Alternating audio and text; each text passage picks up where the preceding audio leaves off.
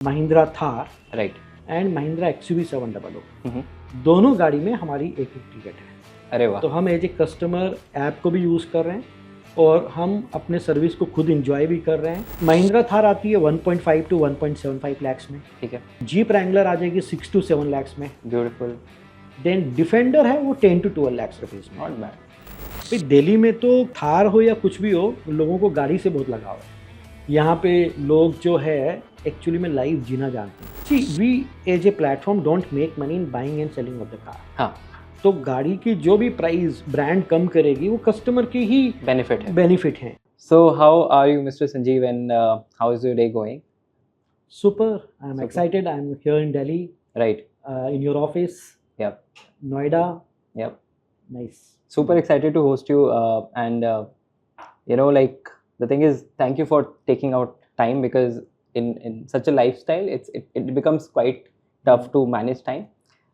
And the very first question I have is, it's something personal, क्योंकि होता क्या है, जब भी हम एक बिजनेस को देखते हैं और अगर आपका बिजनेस है एज ए फाउंडर, आप अपना खुद का ही प्रोडक्ट यूज नहीं कर रहे हैं, तो दैट्स अ प्रॉब्लम। सो आपका बिजनेस पे आपको इतना भरोसा, कॉन्फिडेंस होना चाहिए कि आप उसका यूजर बने। नाउ द क्वेश्चन इज कि क्या आपने लिस्ट बनाई हुई है सर, कि मतलब अगले साल जब भी आप अपना प्रॉपर लॉन्च करेंगे, उसके बाद आपके फ्लीट में कौन सी 12 या 10 गाड़ियां होंगी that you will start with your experience with? So like मेरी जो 2 गाड़ियां हैं लास्ट 2 साल से काफ़ी पुरानी हो चुकी हैं। ठीक है। मेरे को मेरे फैमिली फ्रेंड्स बोल रहे हैं कि नई गाड़ी ले लो। ठीक है। मैं 2 साल से जिद पर हूँ कि अब मैं कोई नई गाड़ी नहीं लूँगा, अब मैं जो लूँगा फ्रैक्शनली लूँगा। बिल्कुल ठीक है। तो फर्स्ट 2 गाड़ी जो अभी हमने प्रोरेटा में लॉन्च की थी बैंगलोर में, Mahindra Thar, right, and Mahindra XUV 700 दोनों गाड़ी में हमारी एक एक टिकट है। अरे वाह। तो हम एज ए कस्टमर ऐप को भी यूज़ कर रहे हैं और हम अपने सर्विस को खुद इंजॉय भी कर रहे हैं। और अब क्या मेरा दिल्ली फ्रीक्वेंटली आना जाना रहेगा। राइट। मेरे को यहाँ पे पूरा बिजनेस सेटअप करना है। तो जैसे अभी मैं आया 2 दिन पहले, आज रात को 11 बजे फ्लाइट है जी। फिर सैटरडे को मैं वापस आ रहा हूँ, एक पॉडकास्ट है, फिर शाम को मेरी फ़्लाइट है। करेक्ट। अभी तो मैं कैब यूज़ कर रहा हूँ, बट मैं यहाँ पे जब गाड़ी यहाँ पे लॉन्च करूँगा तो हमारी एक टिकट रहेगी एटलीस्ट 1 कार में दिल्ली में, और मे भी एक से ज़्यादा भी ज़रूरत पड़ेगी, डिपेंड्स ऑन दिस थिंग। सो ये पर्सनल यूज़ हो गया मेरा। And also I can understand कि क्या प्रोडक्ट में, क्या ऐप में इम्प्रोवाइजेशन कर सकते हैं। सर काफ़ी सही प्लान है आपका, and that totally make sense. So happy for you first of all. Moving forward to my next question, and देखते हैं कि जो लग्जरी कार है, जो हाई एंड कार्स होती हैं, वो एक उसको हम एस्पिरेशन की तरह देखते हैं, specially the young audience and the youth today. उसको जब हम एस्पिरेशन की तरह देखते हैं तो हम सोचते हैं कि यार एक जमाना आएगा जब हमारे पास करोड़ों होंगे और तब हम उसे जाके खरीदेंगे, राइट? सर क्या वो जमाना आज आ चुका है through the help of pro rata, and if that is the case, how? Yes, so I will ask you कि अगर आप अपनी अभी कोई ड्रीम को फुलफिल नहीं करोगे, हाँ जी, तो और ड्रीम कैसे देखोगे और सपने कैसे देखोगे? आप एक ड्रीम को होल्ड करके रखोगे तो लाइफ वहाँ आपकी रुक गई है, राइट? आप एक ड्रीम को पहले अचीव कर लो। अगर आपने एक गोल बनाया है महिंद्रा थार का, फॉर्च्यूनर का, राइट, मर्सिडीज का, BMW का, आप फ्रैक्शनली अभी ड्रीम को आज के डेट में फुलफिल कर सकते हो, तब वो ड्रीम फुलफिल होगी, तब आप नए सपने देखोगे, चाहे गाड़ी के हो चाहे दूसरे चीज़ के हो। बट अगर एक सपने लेकर के ही रहोगे तो आगे कैसे बढ़ोगे ज़िंदगी में? सही बात है। और फ्रैक्शनल ओनरशिप आपको स्मार्ट ओनरशिप देता है। एक माइंडसेट जिद का है कि नहीं लेऊंगा तो मैं पूरी गाड़ी लेऊंगा, भाई पूरी गाड़ी आप लेके यूटिलाइज नहीं कर पाओगे और EMI के चक्रव्यूह में फंस जाओगे। तो it's better to have a smart ownership. Now the technology is available, platform is available कि आपको ये मतलब दे रहा है। अगर आप समझो आप इंस्टाग्राम आज अवेलेबल है तभी तो आप कुछ कर पा रहे हो, प्लेटफॉर्म ही अवेलेबल नहीं था तो क्या कर पाते? अब फ्रैक्शनल ओनरशिप का प्लेटफॉर्म अवेलेबल है, अब अगर कोई यूटिलाइज नहीं करता है तो वो उनकी ये है, राइट? सही बात है। I think time is in favor of us, all of us. That's how people like you are creating such a nice product that we understand the value of time, and because there's only a limited time with all of us. So I think it's a better decision. Yes, I just want to tell you, because you are also a creator. See, Instagram is what? Instagram is fractional entertainment, right? Movies है, उसके clips हैं, right. Podcast हैं, उसके clips हैं.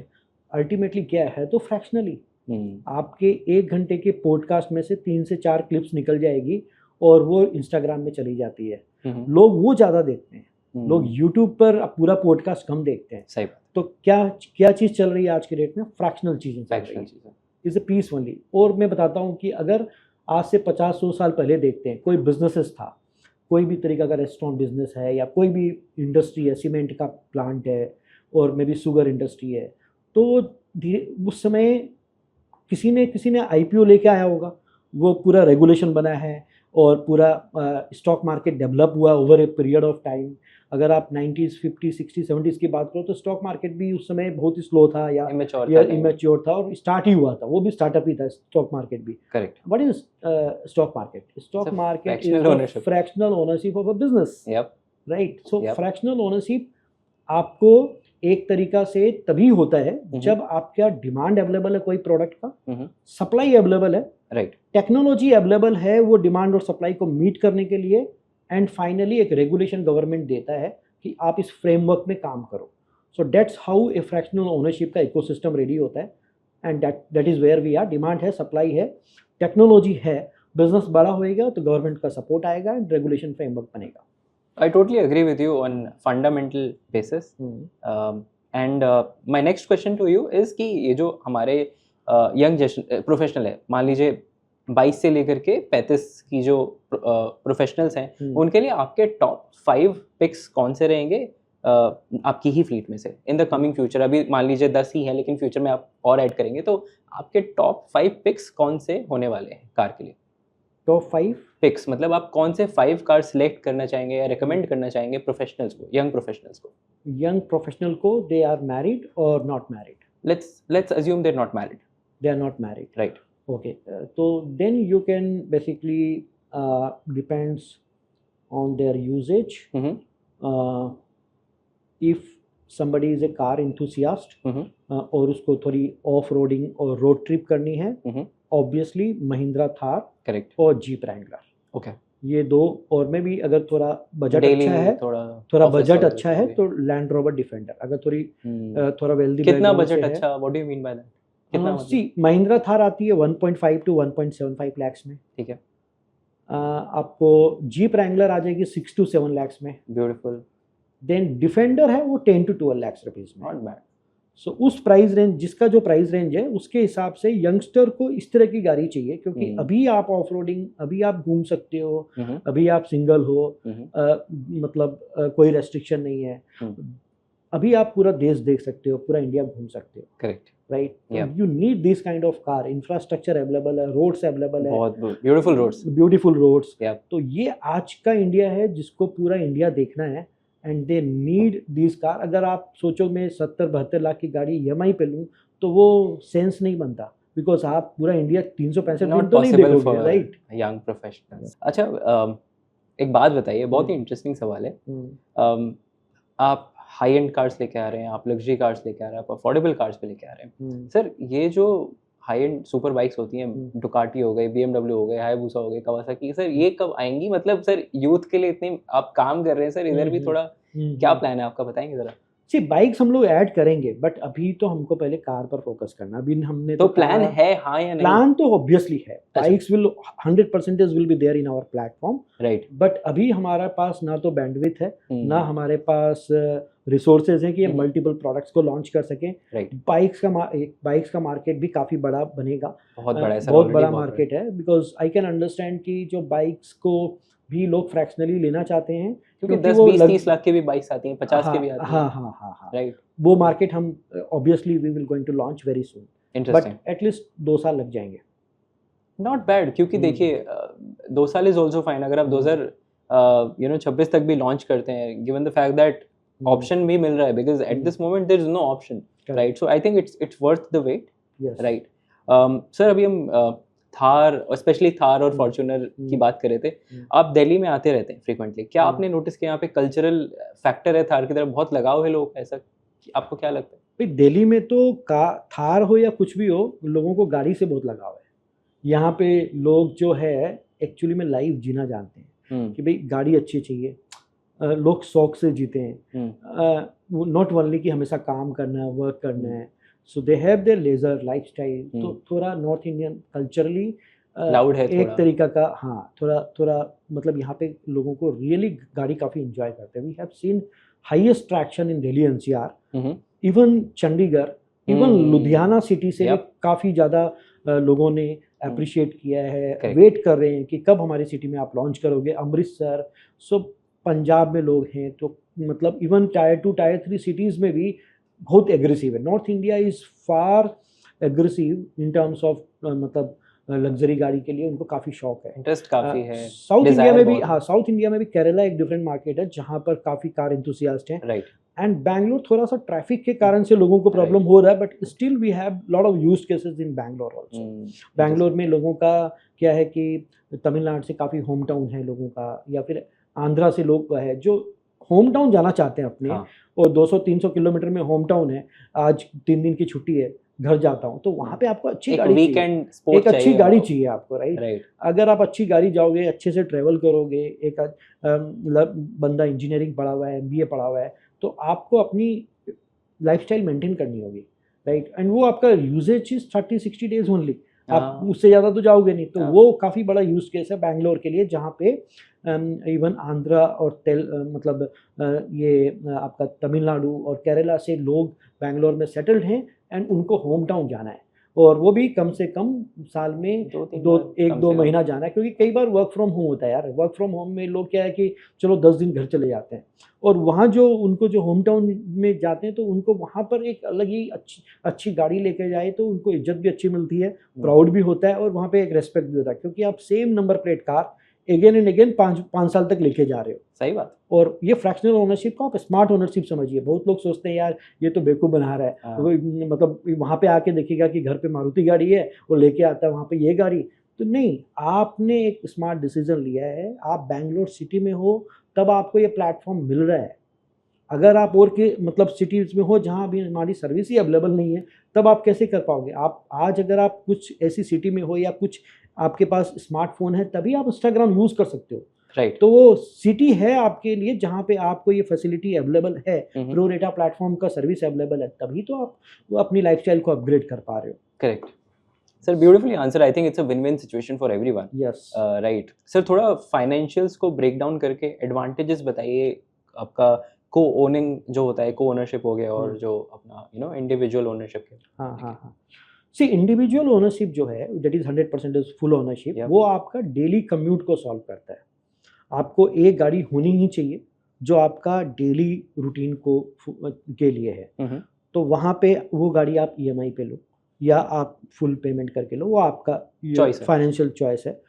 Normally लोग EMI पे ही लेते हैं। फर्स्ट कार आपकी हो गई सॉर्टेड, आप डेली यूज़ के लिए गाड़ी आपके पास है। नॉर्मली लोग 5 से 10 लाख 15 लाख तक की गाड़ी डेली यूज़ के लिए लेते हैं। बिल्कुल ठीक है। अब आपके पास आता है लेजर एंड लाइफस्टाइल पर्पस। उसमें 3-4 कैटेगरी है। वन इज़ आपकी रोड ट्रिप ऑफ रोडिंग के लिए, another is a 7 seater car, that is family बड़ी है बट फैमिली कभी कभार के लिए आपको 7 सीटर गाड़ी चाहिए, तो वो 7 सीटर कार एक यूज केस है। देन आपका लग्जरी कार का ड्रीम है कि मेरे को मर्सिडीज ऑडी अभी ड्राइव करना है, अभी ड्राइविंग प्लेजर लेना है, तो इस तरह का जो सेगमेंट्स हैं उसको आप फ्रैक्शनली लेते हो तो आप काफ़ी रुपए सेव करते हो। और इस एज में, यंग एज में, आप एक डेप्रिशिएटिंग एसेट्स में इतना ज़्यादा इन्वेस्ट करके कोई फ़ायदा नहीं है। वहाँ आपकी जितनी ज़रूरत है उतना इन्वेस्ट कीजिए, बाकी के रुपए बचाइए, स्टॉक मार्केट में कीजिए, SIP कीजिए, म्यूचुअल फंड्स कीजिए। यू विल हैव, मतलब आप उससे 10 गुना 5 साल 10 साल बाद जो पैसा आपका बनेगा ना उससे, वो आपका यहाँ डेप्रिशिएटिंग एसेट्स में आप यूज़ करोगे, तो आप विन विन सिचुएशन में रहोगे when you have a fractional ownership of car and put that EMI or money into the stock market or the SIPs or mutual funds. Interesting sir, very interesting I would say. Sir जैसे हम देखते हैं कि थार और specially जो off roading वाली जो segment है उस पे आई वुड से धीरे धीरे इंडिया में सबसे ज़्यादा एक इंटरेस्ट बन रहा है। सर उस तरह की जो गाड़ी लेते हैं उनका सबसे बड़ा बेनिफिट, और अगर आपके पास एक लिस्ट ऑफ बेनिफिट भी है तो वो भी आप शेयर कर सकते हैं, specially for those who are looking to buy Thar, Defender, Wrangler and all of that. Okay, it's about the passion. Okay, these cars are only for those people who has a driving pleasure. Right. जिनको driving का habit है। आप किसी driver को drive करने दोगे ना तो मज़ा ही नहीं है। ये तीनों कार जो आपने बताया ये उन्हीं के लिए है जिनको ड्राइविंग में मज़ा आता है। आप अगर आज यहाँ से लद्दाख जाना चाहते हो तो मेरा कहने का मतलब है कि लद्दाख जितना ब्यूटीफुल नहीं है ना, उससे ब्यूटीफुल है यहाँ से लद्दाख जाने की जर्नी। सो डेस्टिनेशन से भी ज़्यादा ब्यूटीफुल होती है जर्नी। आप डेस्टिनेशन गए, 1-2 दिन में फ़ोटो खिंचाओगे, इंस्टाग्राम में डालोगे, आ जाओगे, बट आप जर्नी को एंजॉय कैसे करोगे? आप जाओगे, गाने ड्राइव करते हुए म्यूज़िक सुनोगे, एक ढाबा में खाना खाओगे, वो जो जर्नी है ना, वो आपको एक अच्छी गाड़ी में जो मिलेगी ना, उसका अलग मज़ा है। Beautifully explained, I would say again.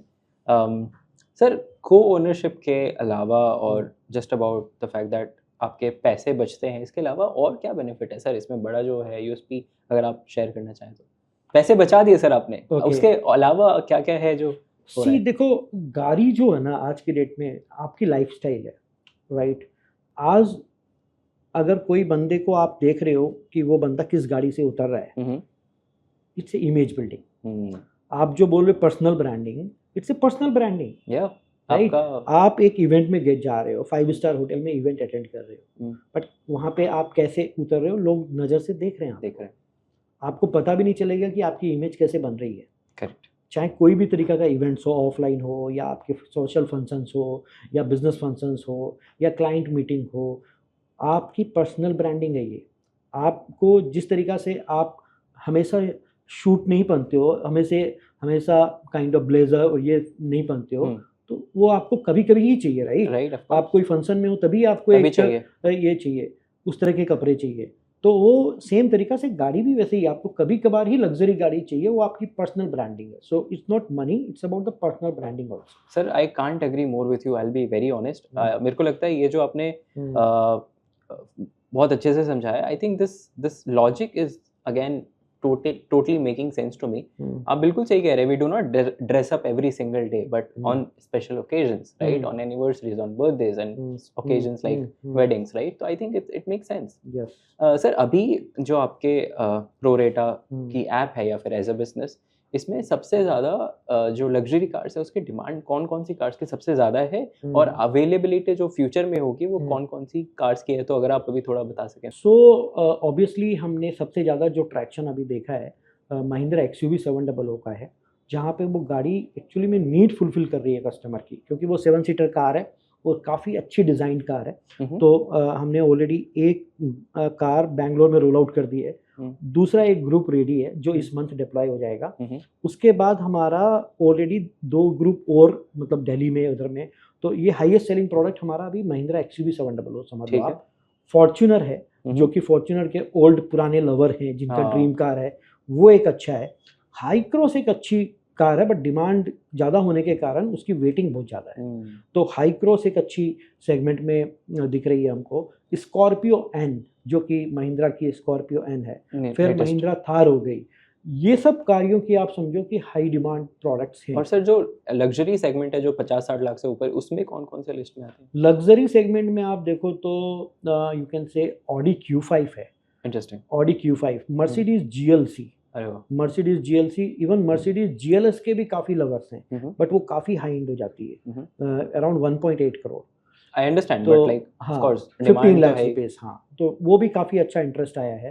Then you can say कि लैंड रोवर डिफेंडर। सो डिफेंडर की इसलिए ज़्यादा क्रेज है बिकॉज ये आप 100% ओनरशिप में, even the people having money they don't want to take. सही बात है। तो पैसे हैं बट वो उसके बाद भी लोग सोच रहे हैं कि इसका यूजेज उतना ही है, ये फ्रैक्शनल ओनरशिप के लिए बेस्ट है, but the car is amazing, like उसको लोग एक तरीका से नेक्स्ट लेवल ये हाँ डिफेंडर है। Then we have Range Rover Velar, जो कि क्लासी है। देन वी हैव ये सब लग्जरी सेगमेंट्स में काफ़ी अच्छी जाएगी। इवन जीप रैंगलर भी अराउंड 70 लाख की है, तो 6-7 लाख में जीप रैंगलर का भी एक अलग क्रेज है, राइट? तो ये सब कार पर हमारा फोकस है।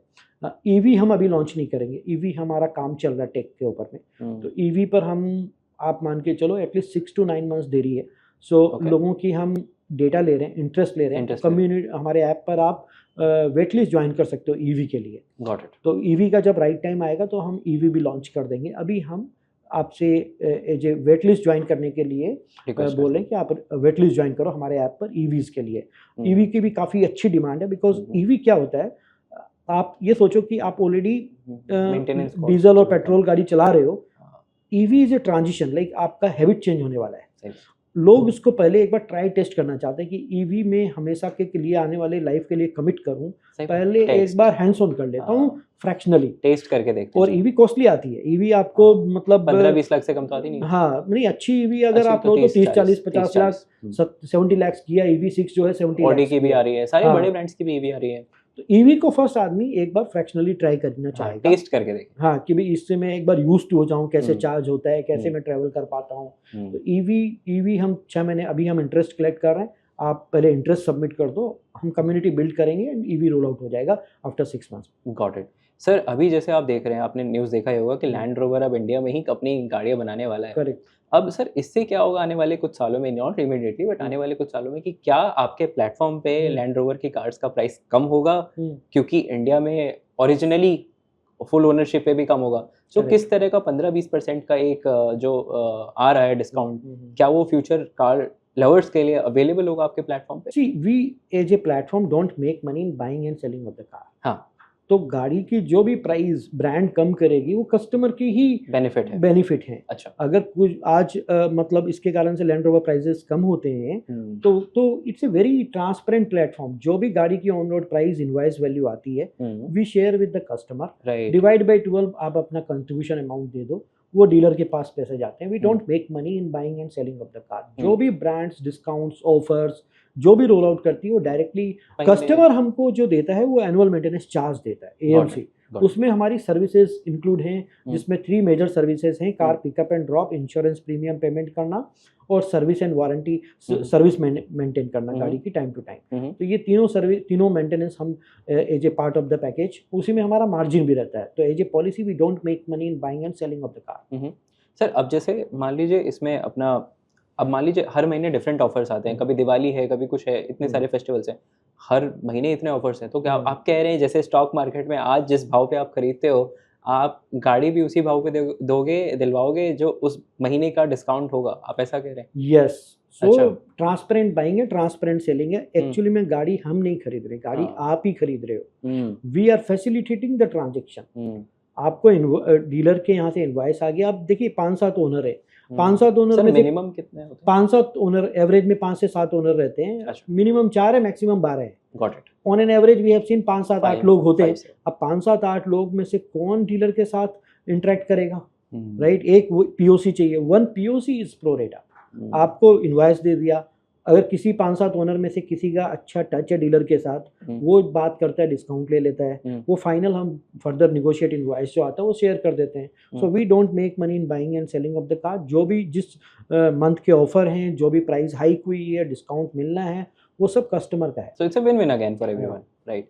सर एक बहुत जिज्ञासा है कि सर ये फरारी, लैम्बोर्गिनी और रोल्स रॉयस कब तक आएगी सर? ये मतलब कब तक? ये सब ब्रांड्स के रेस्ट्रिक्शंस होते हैं, they don't basically allow, they have the तो वो ब्रांड्स के रेस्ट्रिक्शन है। जो ब्रांड्स रेस्ट्रिक्टेड नहीं रखेंगे ऑब्वियसली हम उनको फ्रैक्शनल ओनरशिप में सेल करेंगे एंड उनके ब्रांड्स की भी काफ़ी सेल्स इंक्रीज हो जाएगी इसके कारण से, बिकॉज आपका एक अलग ही सेल्स विंडो ओपन कर दे रहे हैं हम। तो वो that will be A winning situation for the brands and for us also. But अभी जो ये कुछ कार्स हैं उनका मतलब ये रेस्ट्रिक्टेड मॉडल है कि they have a screening profile कि किस प्रोफाइल को ये समझ गए, ये है, तो वो that we can't do anything. But माना जा सकता है कि 2 करोड़ के नीचे की कार तो आराम से अवेलेबल, एक रेंज अगर हम पकड़ें तो 2 करोड़ 3 करोड़ के नीचे की तो कार्स आपको आराम से ली जा सकती है, मिल सकती है। Beautiful again. सर अगर हम थोड़ा लॉन्ग टर्म पर्सपेक्टिव की बात करें, थोड़ा इसको प्राइसिंग को थोड़ा ब्रेक डाउन करके बताएंगे, लॉन्ग टर्म में कितना सेव होता है 5 साल भी अगर माने तो? थार का एग्जांपल लेके। ओके, थार का एग्जांपल लें तो मान लो 5,000 रुपये की रेंट पड़ती है और 1,000 रुपये की आपने फ्रैक्शनल ओनरशिप का कॉस्ट ऑफ यूजेज आता आपका, तो 4,000 आपने एक दिन में सेव किया और 150 दिन में आपने एक टिकट ली है, तो 150 दिन का 4,000 रुपये करके आपने 6 लाख मनी रेंट वर्सेस को ओनरशिप में सेव किया। अगर आप ओनरशिप पे लो तो आपको 20 लाख की 18 लाख की गाड़ी की EMI देनी पड़ेगी 30 से 40 हज़ार रुपये। बिल्कुल ठीक। और वो 5 साल तक देनी पड़ेगी। ठीक है। तो आपका कॉस्ट आ जाएगा 30 लाख रुपए। करेक्ट। और अगर आप ज़्यादा से ज़्यादा इसको यूटिलाइज भी कर लो मैं काफ़ी हद तक, तो भी आपको 20 लाख रुपए की सेविंग है। ओनरशिप में, क्योंकि कितने भी कर लो 365 दिन गाड़ी कोई नहीं चलाता। सही बात है। राइट, आप ज़्यादा से ज़्यादा 10-50 दिन, 100 दिन, 150 दिन चला लोगे। और ये महिंद्रा थार और इस तरह की गाड़ी तो लोग कभी कभी ही ड्राइव करते हैं। ठीक है, सो आई थिंक कहीं ना कहीं लॉन्ग टर्म एक अच्छा खासा अमाउंट। और अच्छा सर, एक और बताइए, क्या ये रूल है आपके प्लेटफॉर्म पे कि 5 साल के बाद गाड़ी बिकेगी ही बिकेगी, आपको बेचना ही पड़ेगा? Yes, after 5 years we don't basically manage the car, because क्यों सर ऐसा? उसके एक्सपेंसेस डिफाइंड नहीं है। उसके जो भी हम नई गाड़ी खरीदते हैं शोरूम से, वो 5 साल तक वारंटी में रहती है, 5 साल तक सर्विस पैकेज, 5 साल तक सभी कुछ मैनेज रहता है। 5 साल के बाद उसमें काफ़ी सारे कॉस्ट अनसर्टेनिटी आ जाती है, और उसमें काफ़ी सारे ऑपरेशनल चैलेंजेस आ जाते हैं, खर्चे बहुत बढ़ जाते हैं। हाँ, और हम जो है कम्यूट सॉल्व नहीं कर रहे, हम सॉल्व कर रहे हैं लाइफस्टाइल। और लाइफस्टाइल 5 साल बाद पुरानी गाड़ी में लाइफस्टाइल है नहीं। So we want to sell the car, get exit, get the money and buy new car, so the customer will buy the new car in the same LLP। Sir, shark tank के बाद किस तरह से sales में या फिर traction कैसी बढ़ी, अगर आप उसके बारे में थोड़ा शेयर करें? 100%। तो शार्क टैंक्स ने हमको ट्रस्ट दिया है, हम वैलिडेशन दिया है, एंड द वे मतलब पूरे इंडिया में आज जो मतलब डेटा हमको मिल रहे हैं अलग अलग सिटीज़ में, हम हर सिटी में अभी ऑपरेशनली भी लाइव नहीं है, बट लोगों ने काफ़ी सारे सिटीज़ में साइन अप किया, ये किया, they are waiting for us to start our services. So Shark tank के कारण हमारा app download number, sign up और every business is 10x plus, so is 10x growth straight way. Interesting sir, मेरा last question है, and it's going to be something जो mother nature के लिए काफ़ी इम्पैक्टफुल रहेगा। सर, सस्टेनेबिलिटी को लेके कैसे आपका स्टार्टअप कंट्रीब्यूट करता है, and how do you define कि आपका जो स्टार्टअप है because of co ownership you are creating a ecosystem that increases and contributes towards sustainability? Yes, so अगर if simply asset will be utilized more, आज जो मतलब कार्स हैं, right, अगर वो यूटिलाइज नहीं है, पार्किंग में पड़ी है, it's against the environment. Correct, right, any assets which the any industry is producing, अगर वो अनयूटिलाइज है तो वो एक तरीका से अगेंस्ट द इन्वायरमेंट है। आप ये समझो कि गाड़ी में जो है टायर हैं, ये हैं, अगर आपने फुल ओनरशिप में ली है और सिर्फ यही कि क्योंकि आपने फ्रैक्शनल ओनरशिप को अभी तक समझा नहीं है, इसीलिए लोग फुल ओनरशिप में, और वो गाड़ी अनयूटिलाइज रहती है। अनयूटिलाइज रहने के कारण से आप समझो वो अगेंस्ट द इन्वायरमेंट ही। करेक्ट, आप बिकॉज वो एसेट्स ज़्यादा प्रोड्यूस होंगे, और ये है, right. Sir, beautifully answered, I would say, again totally agree with you, and thank you lastly for taking out your time and making it to the podcast. Thank you Ayush for having me here. Thanks a lot. चलिए मिलते हैं guys on the other side.